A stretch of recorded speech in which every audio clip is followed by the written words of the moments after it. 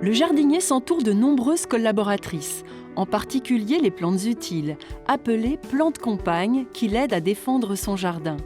Le jardinage est ainsi un travail d'équipe. Au potager, plus il y a d'odeurs, plus il y a de couleurs, moins il y a de ravageurs. La diversité et le mélange des fleurs et des légumes sont toujours bénéfiques. Les pucerons, pierrides, mouches blanches et autres indésirables se repèrent à l'odorat. Une bonne stratégie consiste à planter des aromatiques en bordure du potager. Thym, sauge, ciboulette, lavande, romarin, verveine citronnelle. Ces plantes très odorantes servent de rempart contre les insectes prédateurs.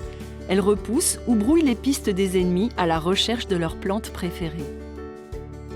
Chasser les insectes nuisibles, mais attirer les insectes utiles, voilà tout l'art des plantes compagnes. La floraison des plantes aromatiques et de nombreuses autres fleurs attire les insectes pollinisateurs comme les abeilles. Ces insectes sont les auxiliaires du jardinier, sans lesquels il n'y aurait ni fruits ni graines. On peut aussi semer des fleurs faciles à cultiver comme la bourrache, le souci, le tournesol, un engrais vert comme la moutarde ou encore la capucine. Celle-ci joue le rôle de plante relais. On la sème en poquet au printemps. Elle a de jolies feuilles parapluies qui sécrètent une sève très sucrée. Les pucerons noirs l'adorent. Ils préfèrent s'installer sur la capucine plutôt que d'attaquer les haricots ou les artichauts qui restent ainsi sains et saufs.